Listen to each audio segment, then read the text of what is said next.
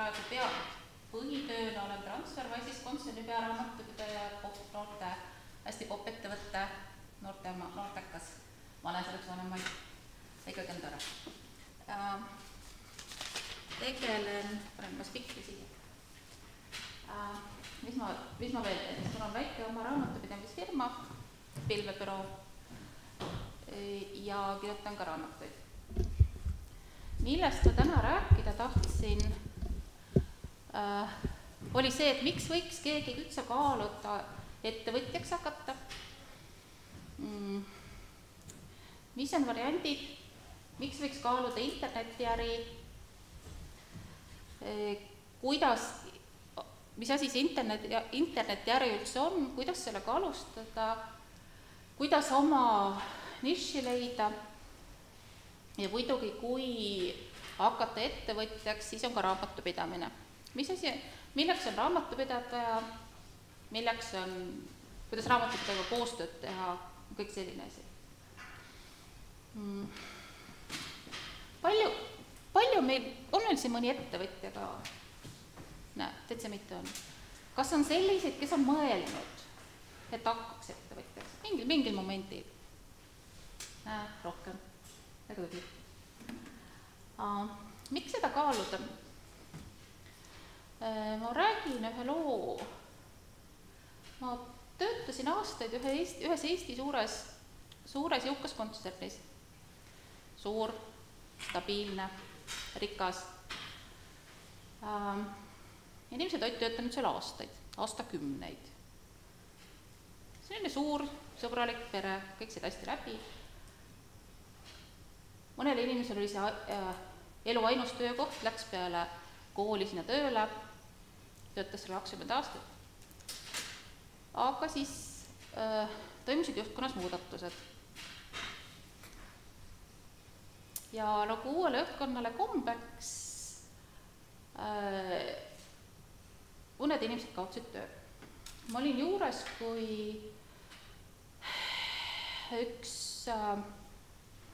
ühele inimesele öeldi reede õhtul kell 4, kõigi oma töökaaslast ees, et teda enam ei vaja. Inimene nuttis, inimene oli šokis, tema töökaaslased olid šokis, et kuidas siis niimoodi, kes on järgmine. Ja ma arvan, et sellel momendil said nii mõnedki inimesed aru, et töökoht ei ole turvaline. Töökoht ei ole turvaline. Majanduskriisis või ümberkorralduste ajal käitutakse töötajatega täpselt nii nagu vaja. Kes enam sellesse keskkonda ei sobi, sellega töö lõpetatakse. Eelmisel suvel oli Eestimaal käimas üks minu endine töökaaslane, kes on juba üle 10 aasta töötanud Londonis, finantssektoris. Tere. Ja tema ütles, et neil enam töölepinguid üldse ei ole. Kõik selle valdkonna inimesed töötavad läbi oma ettevõtte projektipõhiselt. 3 kuud töötan siin, 9 kuud töötan seal. Töölepinguidki sellist ei ole, aastate pikkust töösuhet ei ole. Ise majandad, ise korjad raha, ise koolitad ennast, ise maksad oma maksud. Aga selle vastutusega kaasneb ka suurem vabadus.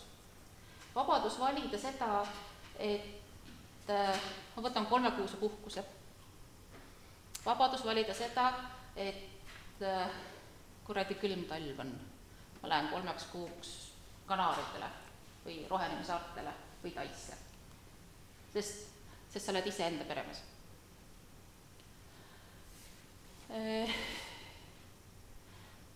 Kui sa oled ettevõtja, siis on sul, kui sa oled töövõtja, töötaja, sul on üks klient, sinu tööandja. Kui sa oled ettevõtja, siis on sul kliente palju. Sul on mitukümmend klienti. Lisaks oled sa märksa rohkem harjunud enda eest vastutust võtma sa oled muutustega harjunud, sa oled paindlikum, sa oled asjadega rohkem kaasas käiv, kui selline inimene, kes peale keskkooli läks ühte ettevõttesse tööle ja töötas seal 20 aastat ja siis lahti lasti. Ma kujutan ette, et tal ei olnud väga tore. Aga ma nägin teda suhteliselt hiljuti. Möödunud oli paar aastat, ta nägi välja särav, ta oli väga õnnelik. Ta nägi välja märkimisväärselt õnnelikum kui see naine, kes oli, keda ma nägin enne töölepingu lõpetamist. Küsisin, et mida sa nüüd teed, kas sa oled kuskil mujal tööl, ütles, et ei, sellest mulle aitab. Mul on nüüd oma kohvik, ta hakkas ise ette võtta. Ja ta ütles, et tegelikult kuigi see lahti laskmine oli õudne, siis oli see parim asi, mis ta oli suhtes.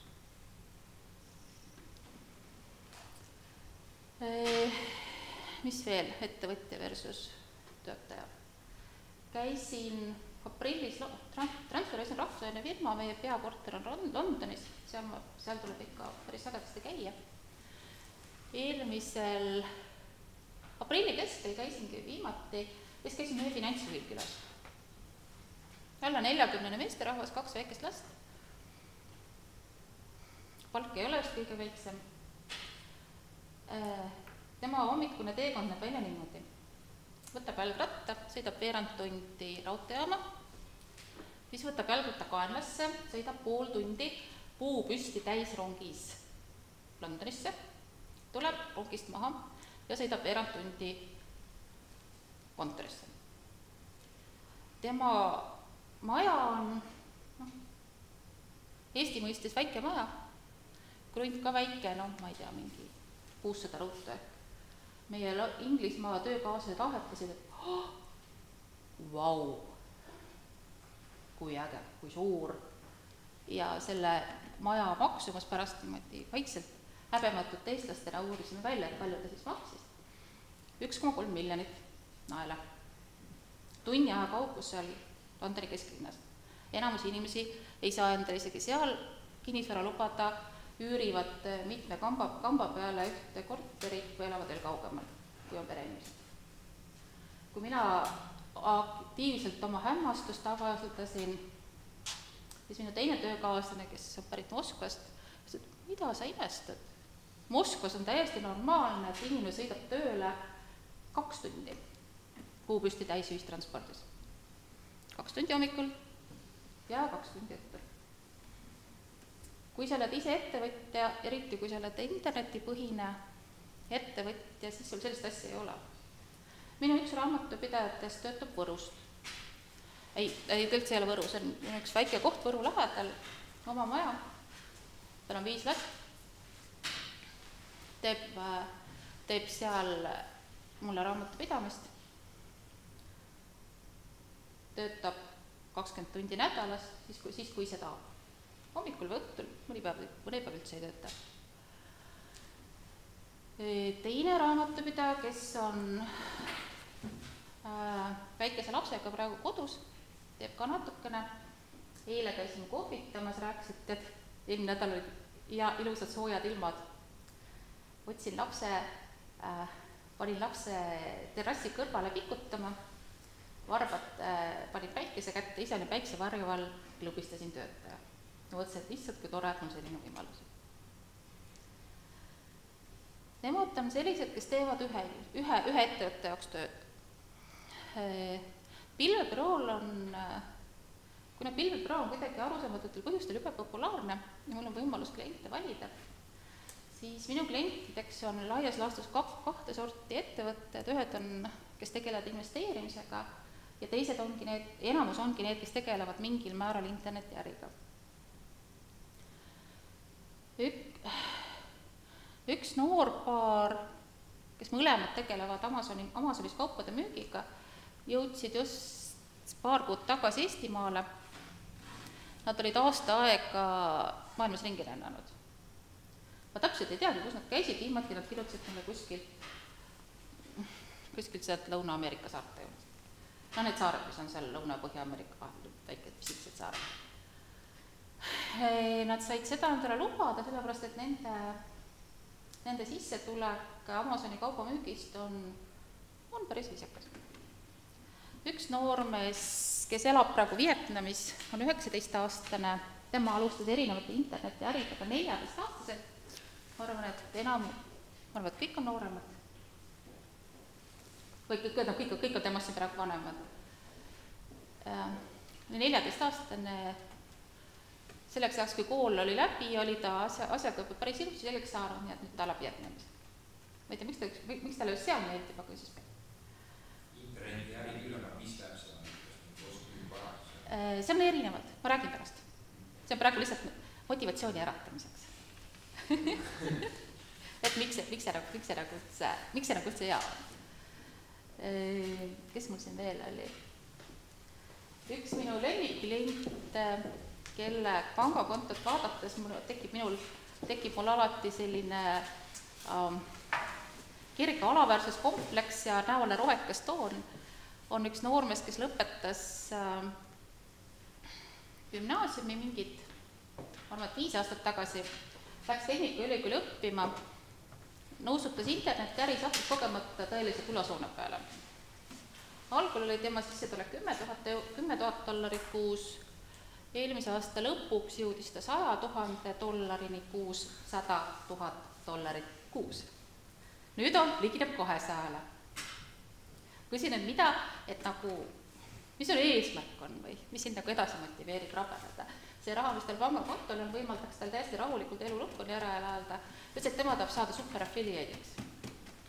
Need on need tüüpid, kes teenivad $500,000 kuus. Päris hea.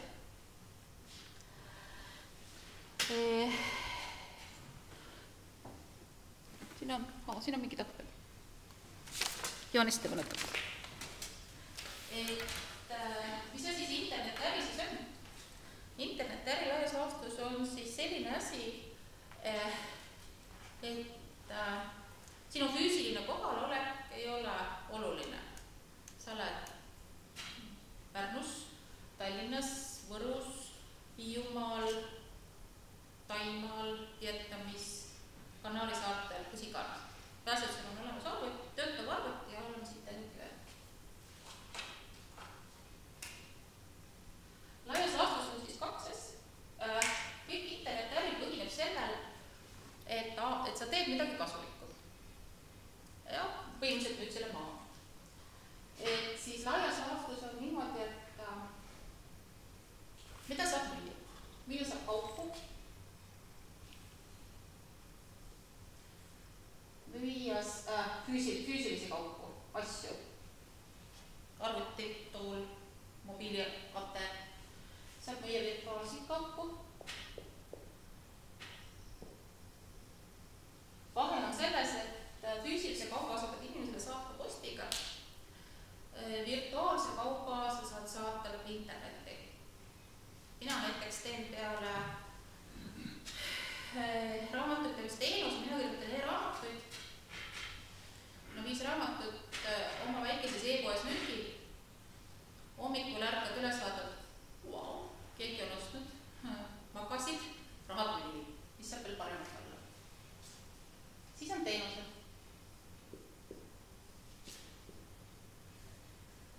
Teenuse eripära on see, et teenus seotud ajaga. Teen raamatupidamist teenus, saan raha. Ei tee, ei saa.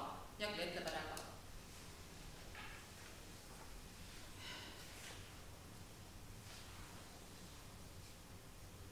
Kui need on nüüd liigid, mida saab müüa, siis need hakkavad omakorda veel 2. Oma ja võõras.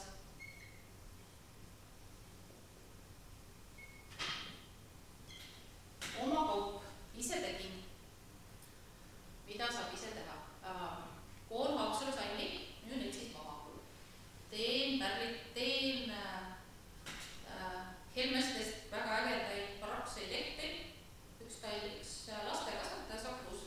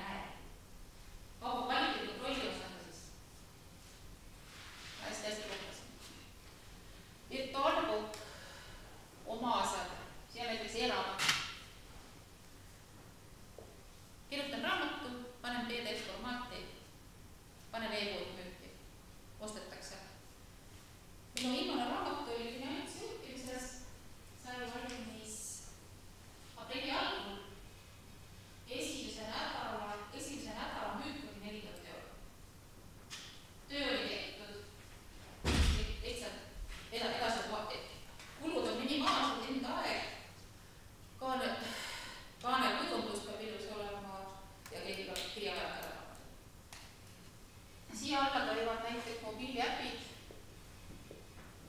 siia alla käivad videokursused.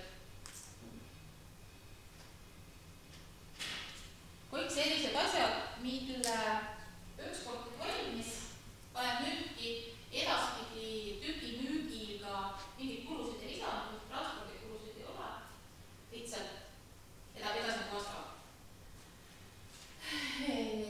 Teenus jaguneb laias laastus. Teenus on siis võõras virtuaalne koht. See on koht, kus on väga palju raha. See on see, mis on affiliate reklaami mingid veebi majutusettevõtted. Teen reklaami,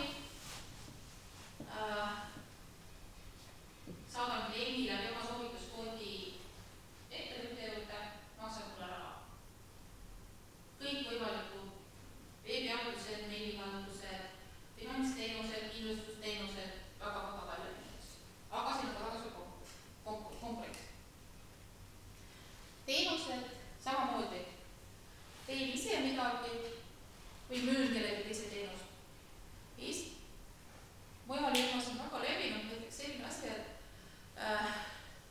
sa saadad mulle kliendi, ütled oma sõbrad, minu olen olemas, olen klient, saadad mulle oma sõbra kliendiks, ma maksan sulle terve aasta läbi soovitustasu. Lihtsalt see teest, et see mulle kliendi soovitus. Eestis palju levinud, aga küll.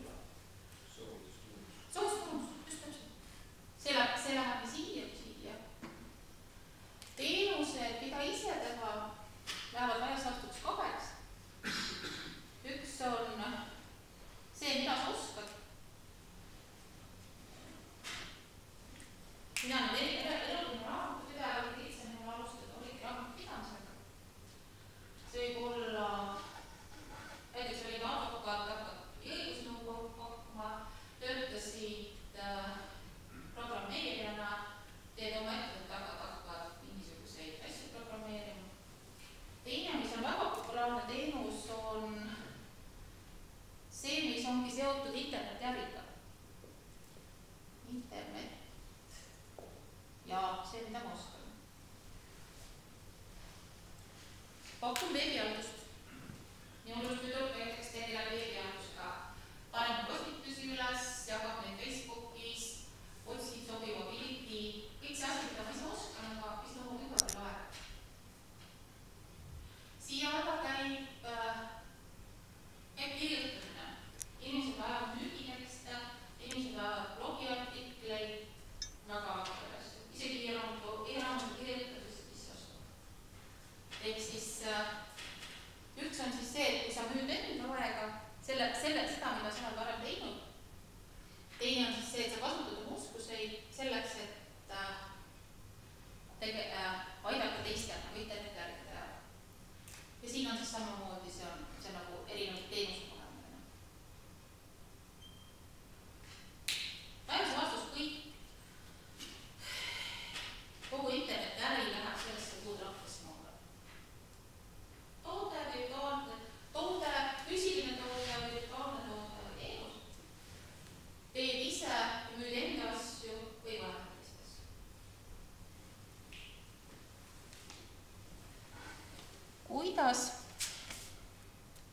Kuidas internetiäri toimib?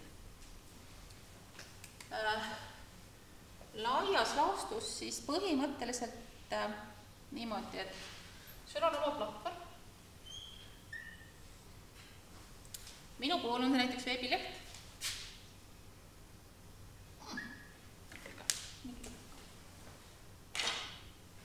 Ostan siis veebileht.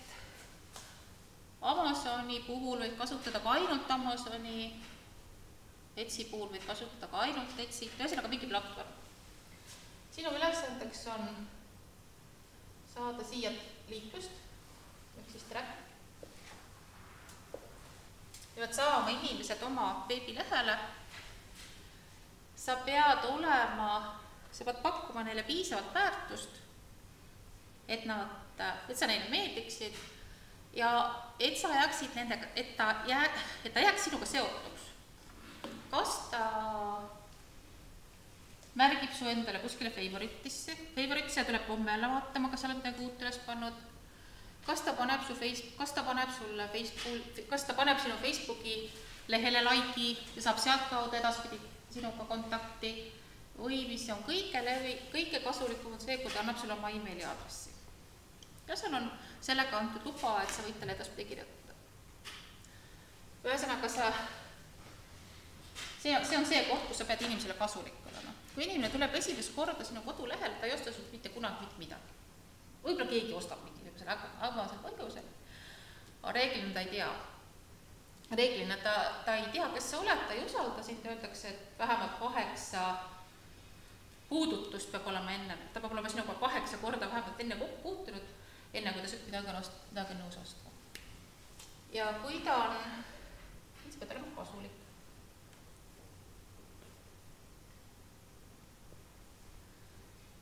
Ja kui ta on sul meililistis ja sa oled talle palju kirju saatnud oma igasuguste kasulike asjadega, siis ta on nõus midagi ostma. Mis ütleb raha?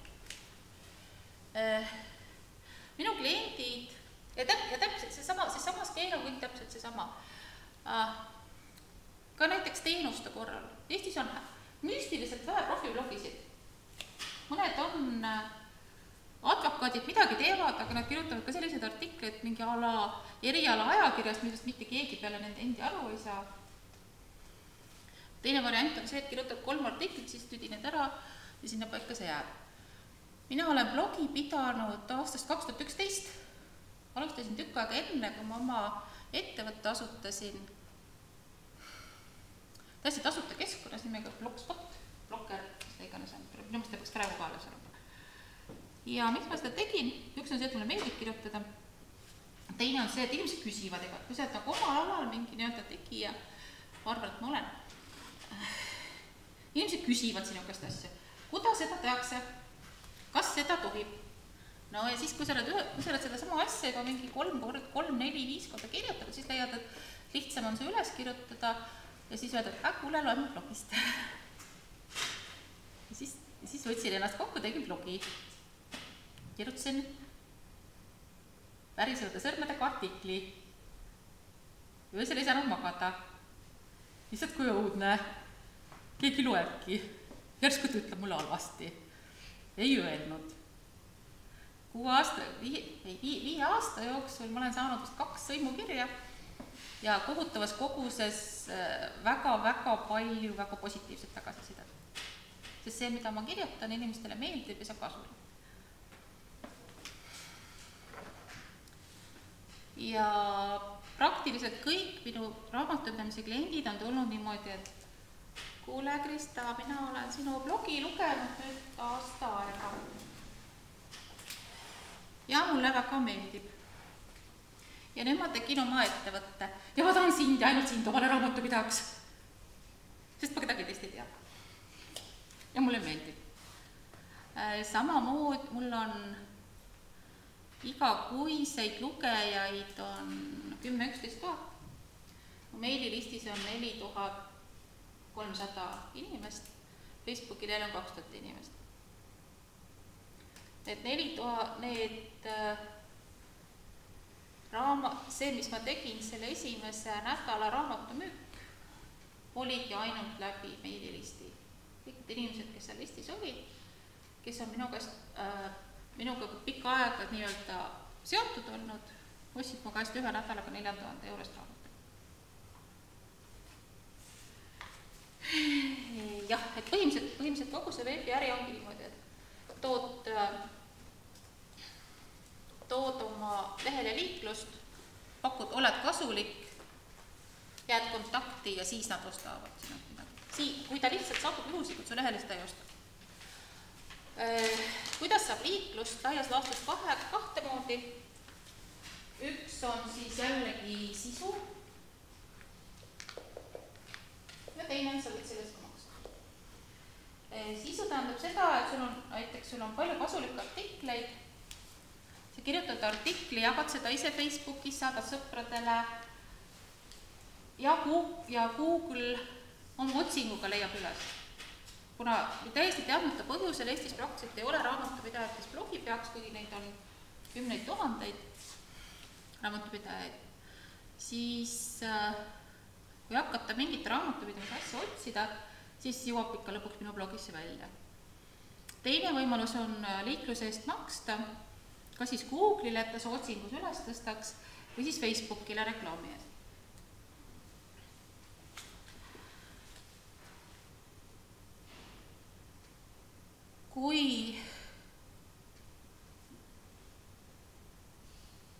Ja alustamiseks ongi tegelikult see, et sa pead nagu teadma, mis on sinu teema.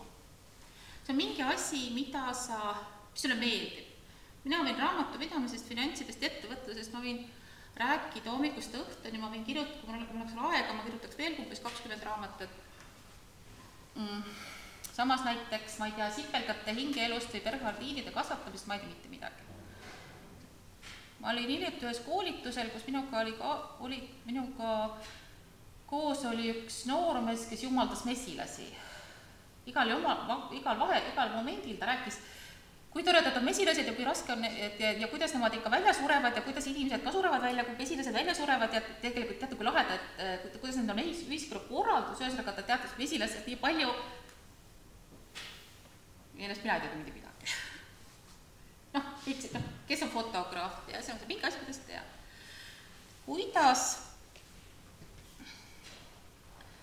Kuidas seda oma teemat üles leida? Sest kui see on teema, mis sulle meeldib, siis sa võid sellest lõpmatuseni rääkida, sa võid sellest lõpmatuseni kirjutada, sa võid sellel alal nõustada, sa võid sellel alal kaupu müüa, mida iganes. Laias laastus on siis niimoodi, et alustad niimoodi, et võtad paberi ja kirjutad sinna üles vähemalt 100 asja, mida sina oskad. 100 asja. Natuke pingutad. Tuleb välja küll. Okei, teilt 90. Kes veel koolis käivad? Täiskasvanud inimesed pigistavad 100 küll välja. Esimesed 10 tuleb hästi kergelt. Viimased 10 ei tule. Aga lõpuks tulevad. Sest inimene tegelikult oskab rohkem asju, kui ta nagu esialgu arvab. Me oskame kõik kirjutada, me oskame kõik lugeda, me oskame kõik arvutada, me oskame enamasti mõnda võõrkeelt, nooremad inglise keelt, vanemad vene keelt. Me oleme igaüks mingit töid teinud, me oskame muruniite, me oskame, või vähemalt me arvame, et me oskame lapsi kasvatada, no ja nii edasi. Kui sa oled suutnud endast suure vaevaga välja väänata 100 asja, mida sina oskad, siis vaata sellele nimekirjale otsa ja märgi ära need, mis sulle meeldivad. Sa võid osata suurepäraselt koristada, aga see ei meeldi sulle. Ja sul oleks jumala hea meel, kui keegi teine selle ära teeks. Kui sa oled ära märkinud need, mida sa oskad ja mis sulle meeldivad, siis märgi ära need, mis sellest nimekirjast on teistele kasulikud. Sa võid osata väga hästi, no ma ei tea, palli põrgatada ja sulle meeldib ka see, aga teistele sellest väga palju kasu ei ole. Kolmas valikukriteerium on siis see, et mida ma oskan, mida ma meeldin, mida mulle meeldib teha ja mis on teistele kasulik. Raamatupidamine on asi, mida mina oskan, mis mulle meeldib ja mis on kahtlemata tervele hulgal ettevõtetele kasulik. 4. valikukriteerium ja siis jääb järgi võib-olla 10 asja. Viimane valikukriteerium on see, et kas inimesed on nõus selle eest midagi maksma ka. Mulle võib hirmsasti, ma oskan väga hästi koristada, mulle meeldib seda teha, seda on kahtlemata inimestele vaja, aga koristamise eest väga palju maksta ei taheta. Samas, võib-olla ma saan hakata müüma koristustarbeid, võib-olla ma saan hakata kirjutama blogi sellest, et kuidas kõige efektiivsemalt koristada, millised asjad, ja et need puhastusvahendid, mida mina müün, et need on kõige efektiivsemad. valetada ei tohi, kui sa niimoodi kirjutasid, tegelikult peab nii ka olema, müüjad ka. Ja kui sa suudad leida selle koha, ma nüüd proovin joonistada, kui ma ei oska.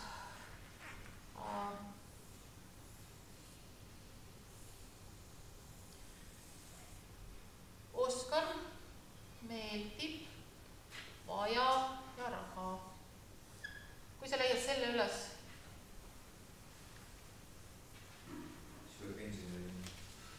kõigepealt peab natuke tööd teha, siis võib pensioni. Mille eest inimesed on nõus maksma? Inimesed on nõus maksma kahtlemata ja palju selle eest, mis aitab neil endal raha teenida.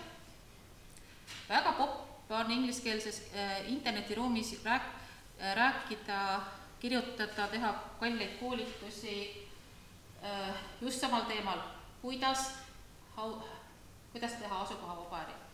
How to create location-free business. Jube palju võib. Kõik teevad, reeglina on päises pilt, peesitan varvastega kuskil Lõunamere saartel. Siis kiidab, kui elu tal on ja siis pakub hästi kallid kursust, et kuidas seda kõike teha. See läheb, kus see läheb? Kursus. Raamatut kirjutavad ka. Peaks ka vist kirjutama. Üks on siis see, et mille eest on sul, kui see, mida sa pakud, võimaldab teistel rohkem raha teenida. Raamatupidamine kahtlemata, maksunõustamine, jumala eest. Teine teema on kõik, mis on seotud tervisega. Tahan olla noorem, kõhnem, tervem, väga popp teema. Kolmas teema on kahtlemata see, et kuidas lihtsamalt saada. USA-s on võimalik teil lahedamaid asju, mida mina olen näinud, on see, et USA-s seal on võimalus teha sokitellimus. Palun saata mulle iga kuu algul 5 paari musti sokke number 40. Teeb elu lihtsamaks. Ühel koolitusel oli mul hiljuti üks meesterahvas, kes müüs hambaharju. Koolitaja küsis, et kas sa hambaharja tellimusel ei ole mõelnud? Rahvast uspis, tee ära, take my money, saadan iga 3 kuu tagant sulle 3 hambaharja terve perre jaoks. Kunagi ei lähe enam meelest ära. Mul ei suuda kunagi meelest pidada, kui vana minu hambaharji pärast ei ole. Kui väga jube välja näeb, siis on juurde. Kas sa aitad teistel raha teenida, aitab teistel tervem olla või teed ta elu lihtsamalt? Laias laastus, mida on. Mina võtan nüüd ühe lonksu vett ja puhkan oma häält ja teen nüüd ka 3 minutit mõtlete, et mis võiks teie teema olla. Räägi oma naabriga. Kõigil on naaber olemas, peaaegu. Vaata inimene, kes su lähemal on ja räägi temaga 2 minutit juttu ja mõtle, mis võiks olla see teema, mis on nagu sinu jamma, sinu oma, millest sa võid seltskonnas lõpmatuseni rääkida, mida lugedes, mida tehes läheb aeg niimoodi, et hopp, üldse aru ei saa. Mõtle. Esimene mõte mõlgatus õhtu ja nädalavahetuselt ei vahepeal see ära.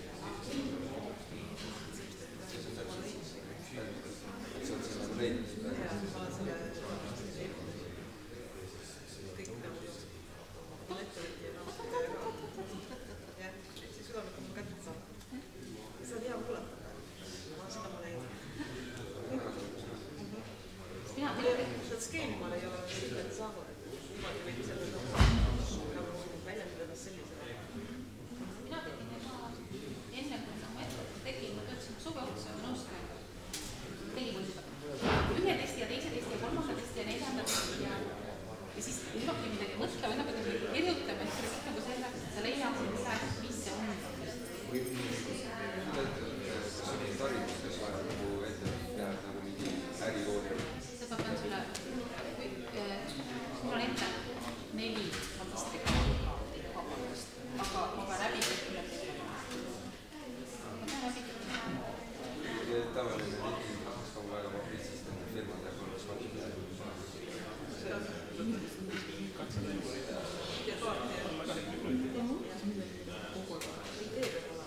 on tehti, mis on kuidagi.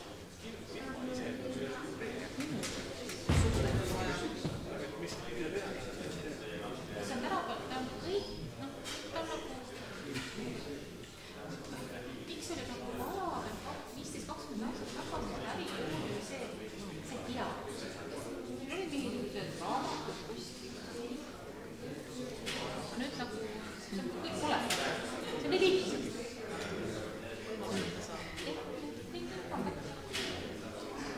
Näiteks see sama noorus, kes me rääkime, see superafiliidid, kelle pangaväärk või suudada väga halb välja. Või pole ka teist.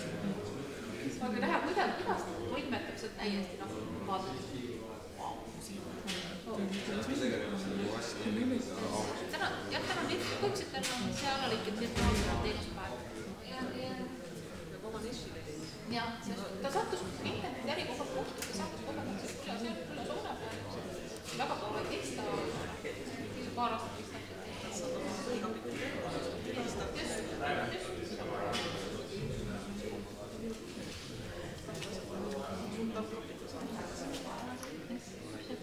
Sest selleks alustamiseks ei ole praktiliselt mitte midagi.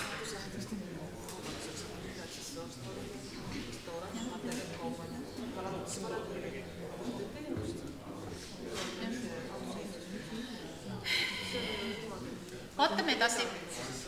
Räägime edasi,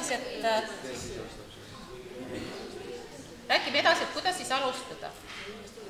Ütleme, et sa jõudsid järeldusele, et sulle meeldib hirmsasti, mis asi. Kummalisemaid asju, mida mina hiljuti kuulsin, oli, et kellegi teema on, mis need väiksed koledad koerad on, Chihuahuade terviseprobleemid. Mis on, ma ei saa seda, Chihuahuade terviseprobleemid on ja ma isegi ei tea, kuidas seda nime hääldatakse, see teemas nii sügavalt sees, et ta teab täpselt kuni mingisuguste detailideni oma Chihuahuade terviseprobleeme. Ja tal on sellest väga edukas blogi, mis ta müüb seal oma mingi igasuguseid nende tüüpide igasuguseid neid riideid ja raamatuid ja nii edasi.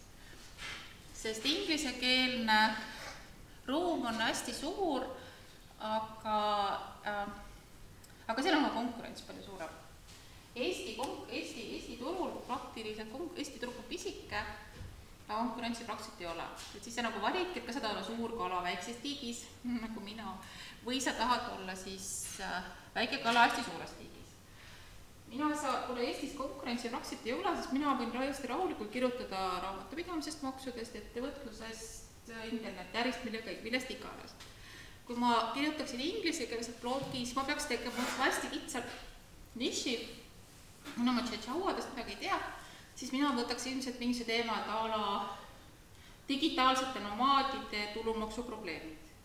Digitaalsed nomaadid on siis need samad tüübid, kellest ma enne rääkisin, kes on kuskil Vietnamis ja kirjutab sealt oma blogi või siis müüb Amazonis kaupa ja rändab mööda maailma ringi. Kui sul oma teema on käes, kuidas sa alustad? Põhimõtteliselt on 2 varianti, kuidas alustada. Noored mehed alustavad tavaliselt niimoodi, et hüppan pea ees ette, vaata, kuhu välja tuleb.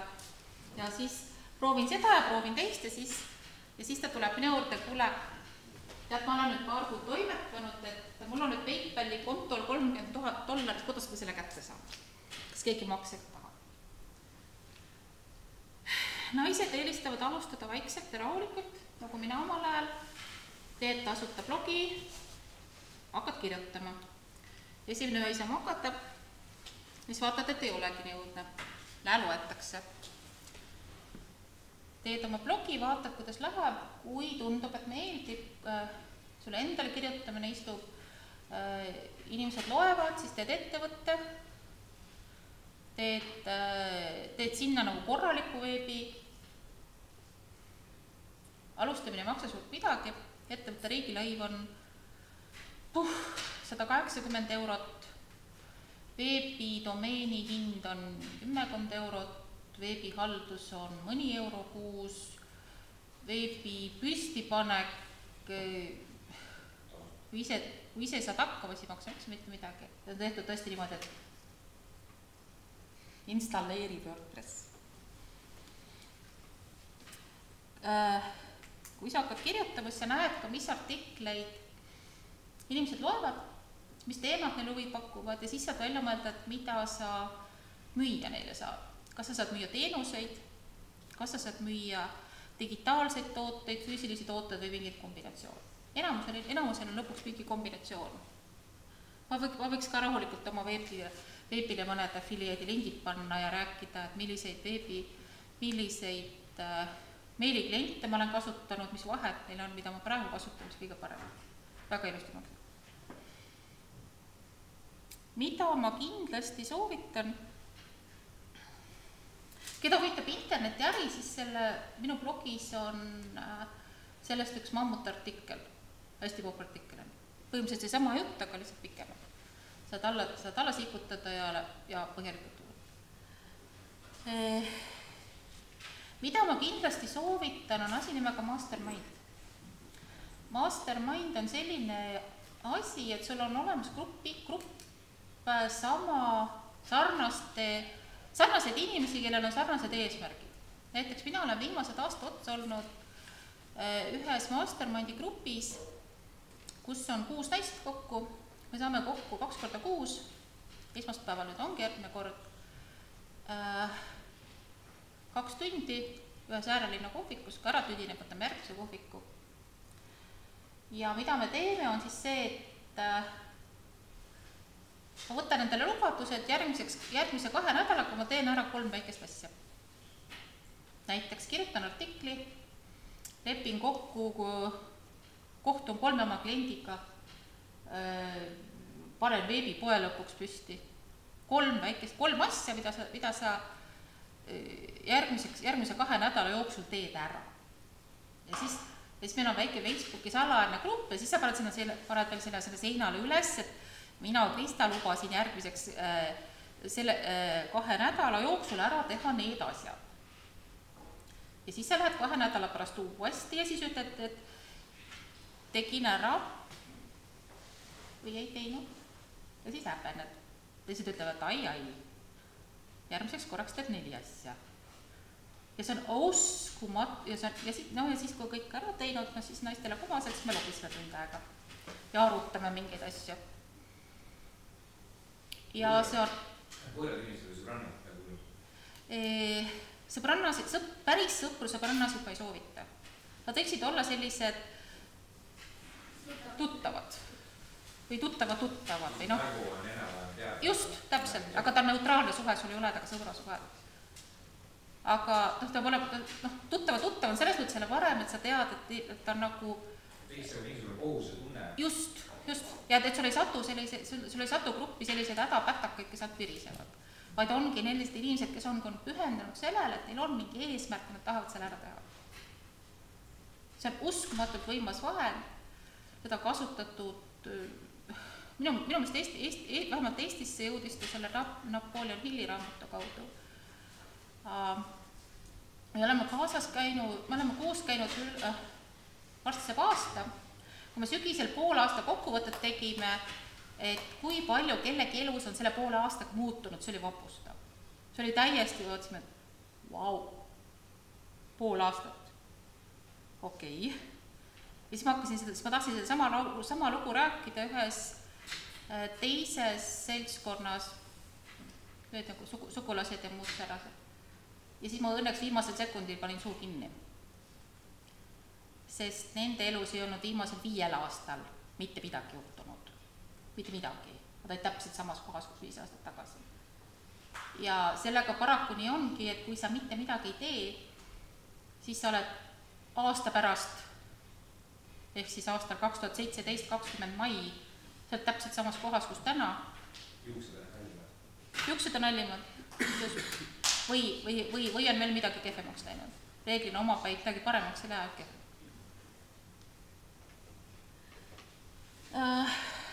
Nii. Mis see raamatupidamine siia puutub? Raamatupidamine puutub siia sedavõrd, et igal ettevõttel on lõpuks natukene raamatupidajat vaja. Tänapäeval kõik mitte kõik, valdav osa raamatupidajaid on teenusepakkujaid, mitte ühe inimese palgal. Ja kuna enamus inimesi ise oma raamatupidamist ja maksundust korras hoida ei suuda, siis lõpuks leiavad iga kellegi endale sobiva partneri. Et mis see tähendab, et raamatupidamine on korras? Põhimõtteliselt tähendab see seda, et sul on iga majandustehingu kohta on siis olemas paber, dokument, fail, leping. Majandustehing on see, kui sa põhimõtteliselt midagi ostad või müüd. Sul on olemas mingisugune tõendus, et mis asi see täpselt oli. Kõik nad on olemas, kõik nad on kokku korjatud, ära süstematiseeritud, programmis ära registreeritud. Kõik maksud on õigeaegselt makstud, deklaratsioonid on esitatud, aastaaruanded on esitatud. Esialgu raamatupidamist ongi vaja, väikeettevõttel on vaja riigile, Maksuamet tahab saada oma aruandeid, äriregister tahab saada oma aruandeid ja raskemal juhul ka Statistikaamet. Kui ettevõte kasvab suuremaks, siis läheb raamatupidamine ka veidi keerulisemaks, on igasugused kuluarvestused ja muud säärased asjad. Kuidas raamatupidajat leida? Mina ütlen ausalt, küsi tuttavad. Küsi sõpradelt, küsi tuttavatelt, küsi Facebookis, uuri, kellega keegi rahul on.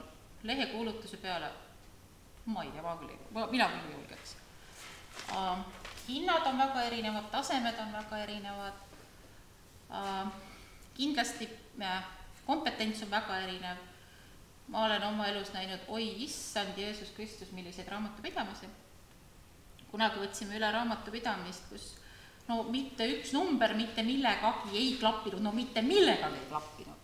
Mitte millegagi ei klappinud. Siis küsime, et kes su raamatupidamist nüüd tegi? Naabrinaine. Kas naabrinaine raamatupidamist õppinud on? Ei ole. Mis amet on? Lüpsja. Mitte üks, kui pagakonto jääka ei klappinud bilansi, mitte midagi klappinud. Ühesõnaga, kompetents on oluline. Raamatupidajad kindlasti ka tänapäeval spetsialiseeruvad, kes ilmselt on olemas raamatupidajad, kes tegelevad ainult korteriühistutega, hambaarstidega, nagu minul on internetiäri ja investeerijad, siis need on lihtsalt natukene keerulisemad. Ma ei võta kindlasti endale ühtegi ehitajatega puudupoodnikuna. Kindlasti on keegi, kellele ilmselt meeldivad sellised valdkonnad. Et spetsialiseerumine on. Suurus on väga erinev. Palju raamatupidajad on sellised, kes põhitöökohalt teevad lihtsalt natukene paaril ettevõttele altuura korras raamatupidamist väga levinud. On sellised, kes ongi põhiajaga tegeleb seda, et ta teebki mingisugusele 10 ettevõttele raamatupidamist. Enamus peaksid olema sellised, et raamatupidaja pluss 1-2 assistente, praegused sama, mis on pilvebürool, on väga suured bürood, kus on üks raamatupidaja ja 20 miinimumpalgaga vene tüdrukut, kes pakub hästi odavat hinda, ja ka mida ta teeb, on see, et ta kleevistab sisse kõik, mis sa talle viid, ja tal on jumal ükskõik, mida siis, et ma tegin. Teebete kreedit lõppbilanssi ikka kokku läheb ja selle ta ära esitab, ja tal on kõigest absoluutselt ükskõik, aga ega raha ka ei küsi. On väga kalleid büroosid, mis on rahvusvahelistes klientides, mis tegelevad rahvusvaheliste klientidega. Näiteks Transferwise kasutab raamatupidamisteenuse jaoks igas riigis Grant Thorntoni keti raamatupidamist. Meil on lepingud nendega Eestis, USAs, Inglismaal, Ungaris, Austraalias, nüüd tuleb kohe Singapur ja Indiaga. Järgmiseks aasta lõpuks lõpetame 20 riiki. Nii tore. Kuidas raamatupidajaga koostööd teha? Suhtu raamatupidamisse kui inimesse, vii oma asjatele kõik õigel ajal ära, vastad oma küsimustele õigel ajal ära. Ühesõnaga, mine taga vahel lõunale, tee talle kohvi välja, küsi talt käest küsimusi. Kui sa leiad omale hea raamatupidaja ja temaga hea suhte, siis on ta tegelikult sinu täielik ärinõustaja. Ta ütleb sulle, mida sa tohid teha, mida sa ei tohi teha, kuidas vähem makse maksta,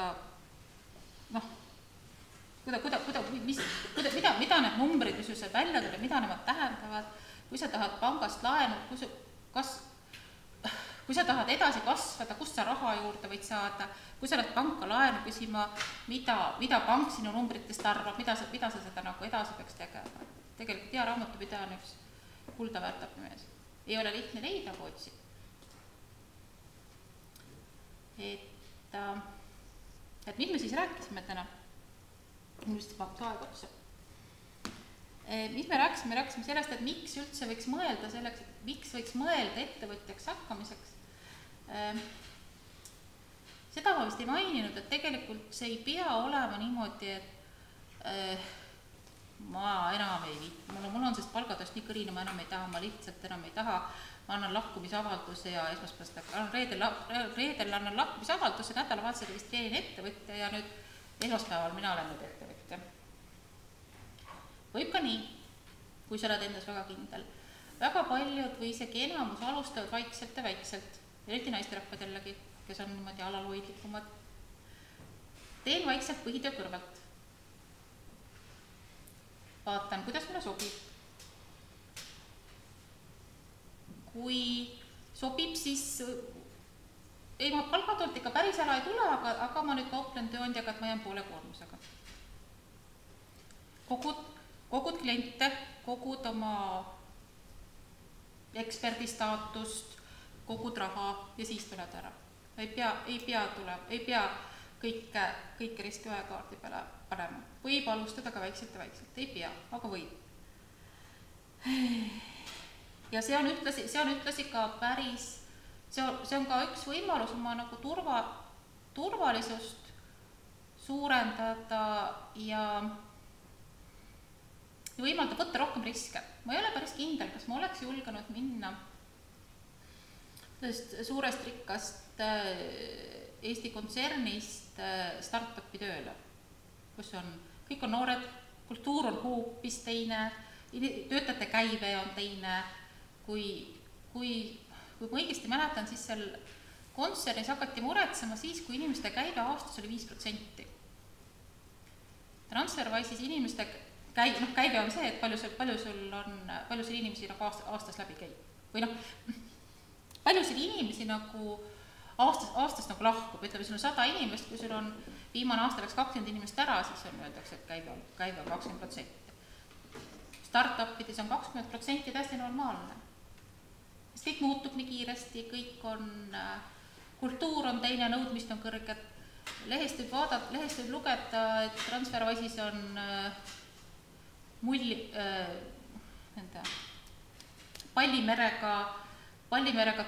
pallimerega koosolekulauad, tasuta puuviljad, suured pikad koridorid, tõukeratastega, grillterrass ja muusäärane kraam, aga tööd tehakse ka ikka meeletult ja nõudmised on väga kõrged inimestele, kõik ei veastab.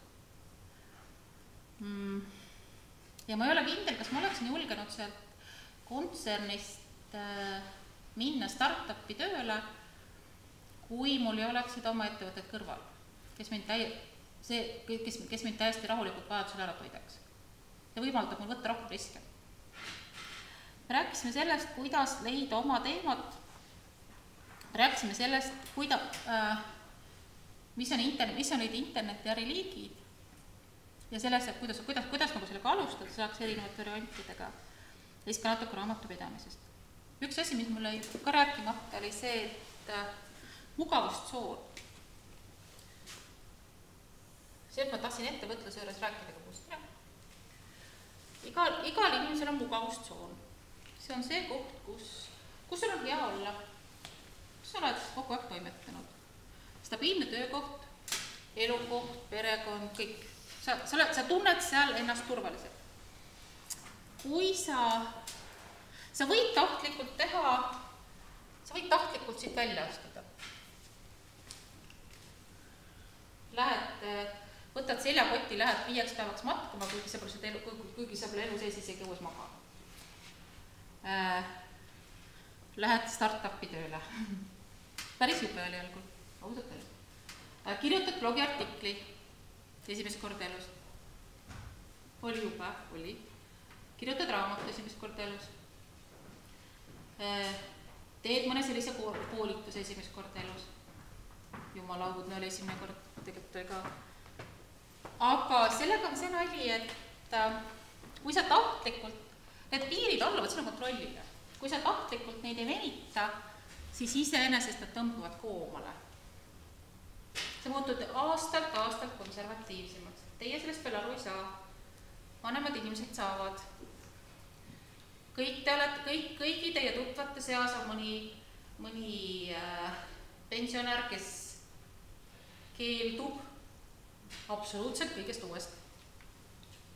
Ta ei taha isegi uus riideid osta, sest vanad on head. Ta ei taha loobuda oma 4-toalisest korterist või majast, mis käib tal ilmselgelt üle jõu. Aga ta keeldub seda tunnistamas, sest tema on seal elanud viimased 50 aastat. Ja kui sa tahtlikult väljaspoole oma mugavustsooni ei laienda, siis tema tõmbab kokku. See on inimese üldreegel, kui sina ei arene, siis sina taandarened. Vahepealset varianti ei ole. Lihtsalt ei ole. Ja ma käisin eelmisel kuul ühel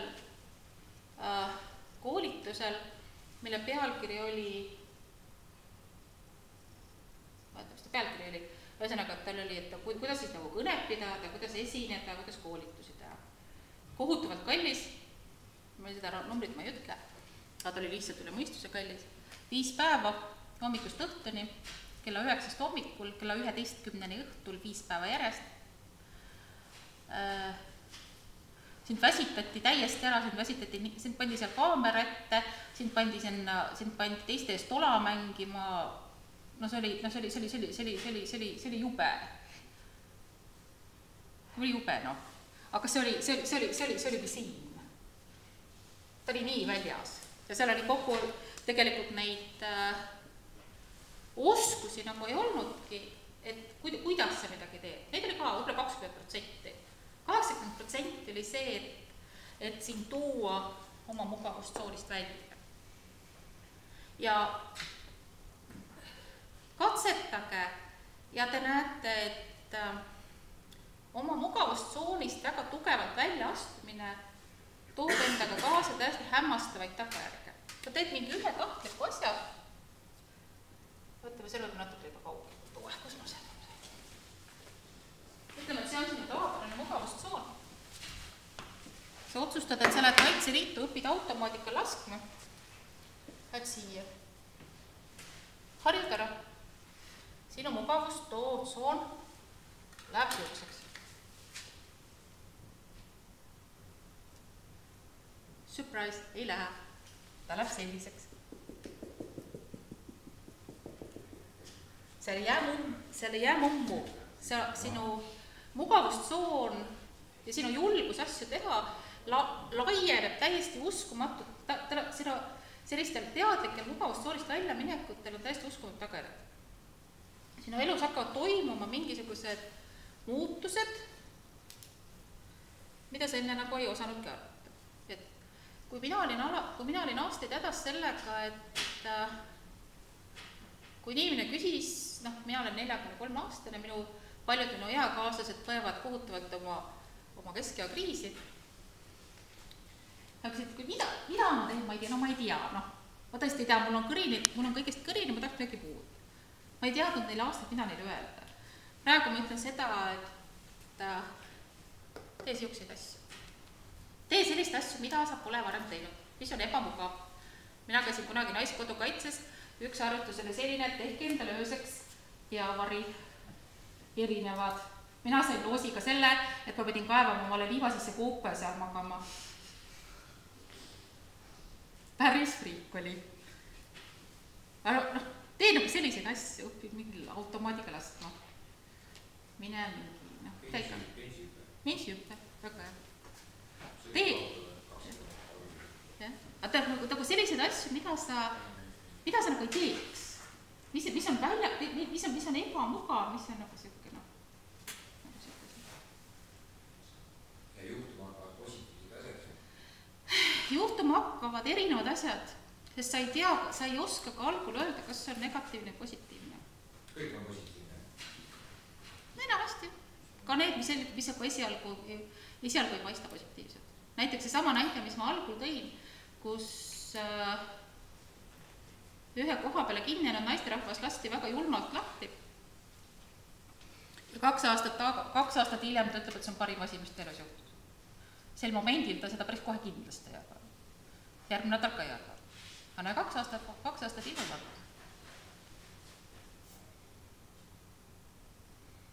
Vot. Kas meil keegi täna veel rääkida? Või on, mu aeg on otsas. Või kellegi on küsimus? Küsige. Kohustuslik programm on läbi. Ma joonistasin sellise pildi, kuidas ettekannet teha. See on nagu üks asi, mida seal koolitusel õpetati, konkreetne asi. Mul on küsimus. Kuna te valite enda kliente, teil on see kliendipagas niimoodi, et te saate ise valida, mida te nüüd soovite. Kuidas te valisite töötajad? Milliste kriteeriumite?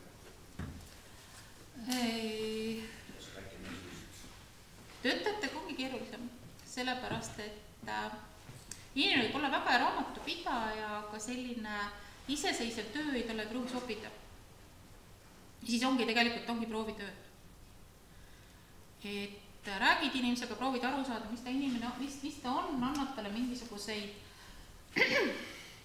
mul on nagu katsebaas, et programm meil on niisugune raamatut programm meile üle ühe ettevõtte nimi on katsepolügon, et vaata, sul on siin 10 arvet, sisest ära, mingid trikiga asjad. Mis ta teeb? Küsib, ei küsi, teeb õigeks ajaks ära, ei tee õigeks ajaks ära, kaob üldse ära, satub masendusse, helistab ja nutab. Sa näed, panetad inimest, põhimõtteliselt sa nagu testid inimest.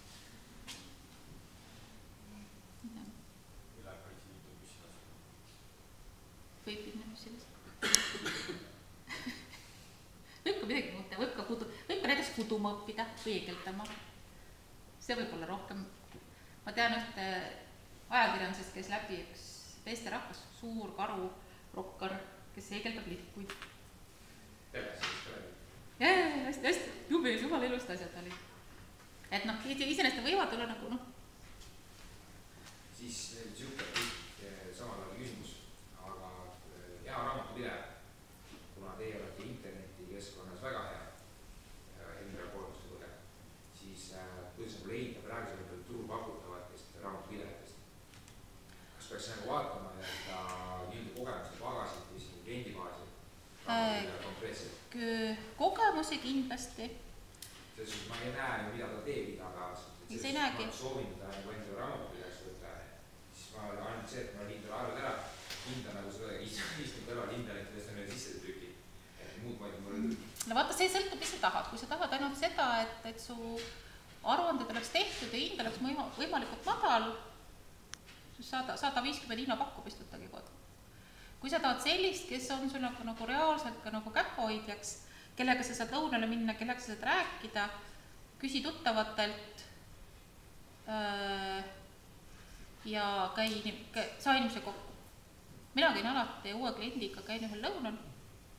Tema hindab, kas mina talle inimesena sobib, mina hindan, kas tema mulle inimesena sobib. Sest kui mul jääb puhe nagu inimesest mulje, et ta ongi nagu selline suusserdist. Me teame, et neid on. Siis ma lihtsalt ütlen, et ei, mulle tundub, et mul ikka ei ole praegu aega. mul ei ole hetkel ikka ressurssi, ma natuke hindasin oma võimalusi üle. Ma ei ütle talle, et kuule, mulle tundub, et sa ei meeldi mulle. Kas teie kaudu kirjutada, kas saab investeerimisnõust? Investeerimisnõu kui sellist. Ma mõtlen just pigem seda raamatupidamise ettevõtlusvaldkonnas. Kuidas kajastada investeeringut? Seda ikka saab. Investeerimisnõu ma ei... Ma mõtlen just seda, et kuidas seda ikka saab. Seda mingid artikleid on ka olema. Sulle tänud. Kas te olete enda blogiga, te arvatavasti enda blogiga otseselt ei teeni raha? Ma teenin blogiga väga otseselt raha. Ma teenin blogiga väga otseselt raha kahel viisil. Üks on see, et blogi toob mulle kliente. Seda ma tahtsingi küsida. Ja teine on see, et ma müün blogi kaudu raamatuid. Ja seda ma mõtlesingi, et blog aitab teil arvatavasti raamatuid. Just. Ja sellega blogi teenibki raha. Sul ei pea olema seal üleval mingid reklaamid või affiliate lingid. Ja siis teine küsimus oligi, et kui tähtis on teie arvates blogi?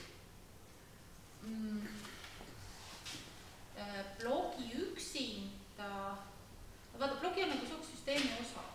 Et kui koduleht on nagu sinu esindatus internetis, see on nagu visiitkaart, kes sa oled, sul peab olema kodulehe peal, peab olema mina või kes, või siis sul peab olema oma pilt, siis sul peab olema oma nimi ja siis sa vaatadki seal, paned oma pildi üles ja siis sa ütled, et mina olen Krista, mina olen raamatupidaja, mulle meeldib, mis ma teen. Ma pakun raamatupidamisteenust nendele klientidele ja ma kirjutan raamatuid. Ja siis sa pead julgema selle üles panna, mis on hästi õudne. aga sellega paari. Ja see on üks blogi kõige külastatavamaid lehekülgi, sest tegelikult tahavad teada, kes selle jutu taga. Ja selle vastu eksivad Eestis väga-väga paljud inimesed, kes ei pane nagu, sest see on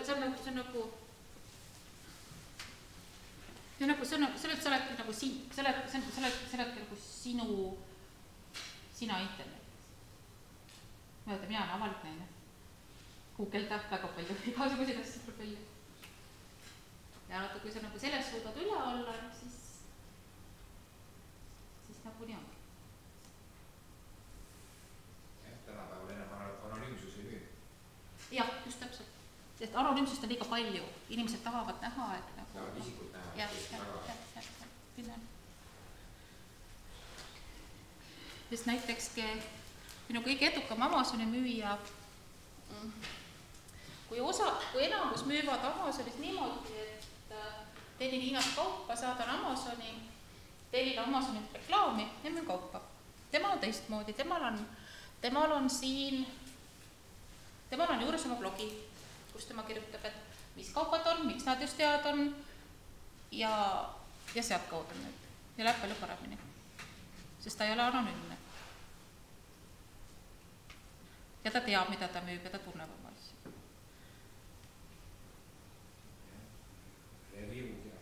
Jah, just. Ja seal tekibki nagu selline võrgustik selline, kui ma mõtlen, kuidas selle oma superaffiliate'i peale, siis kui ma vaatan, mis arved tal on selline rivi ostuarveid Austraaliast, Ameerikast, Kanadast, üle maailma. Ühelt ostad ühte asja, teiselt ostad teist asja. Ta ongi nagu võrk. Sul ei ole selliste suur... Loomulikult jäävad alles ka kõik suurkontsernid, igasugused Google'id ja Microsoftid, aga interneti järgi on võrk. Ta on võrgustik. Mina olen raamatute paari assistendiga. Mul on oma tüdruk, kes teeb mul veebihaldust. Ta ei ole mul palgal, ta esitab mul arve. Mul on inimene, kes toimetab mu raamatuid. Tema on ettevõtja. Ta esitab mul arve paar korda aastas. Mul on inimene, kes teeb mulle raamatukaane kujundusi, igast reklaamikujundusi. Ta ei ole mul palgal, ta esitab mulle mõned korrad aastas arve. Mul on coach, kes ei ole mul, kellel ma maksa palka, kes esitab mulle arve, kellega ma teen pikaajalist koostööd. Kõik sellist asjad. Ta ta nagu võrgu, ta nagu, eesti keeles ei ole head väljendit, inglise keeles on nagu, kas see oli, nagu lõdvalt seotud need võrgusilmad. jah, loose network, just.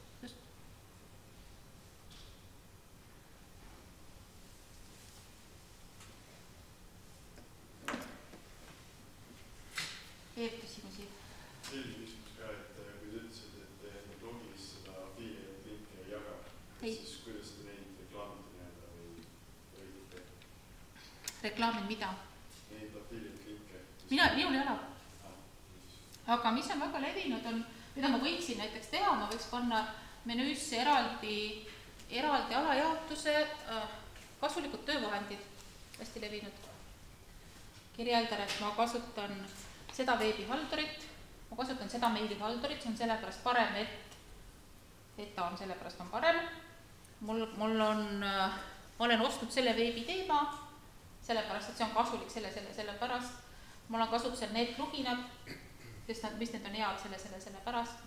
Ja enamusele nendele saab juurde panna lingid, mis suundavad siis müüjale, mis on seotud minu nimega ja mille tulemusena ma saaks siis raha. See oleks üks variantidest, kuidas mina saaks affiliate linki kasutada. Ma ei kujutate, võib-olla mu veebiprogramm, raamatupidamisprogrammi müüja oleks ka nõus mingisugust sellist stiili tegema.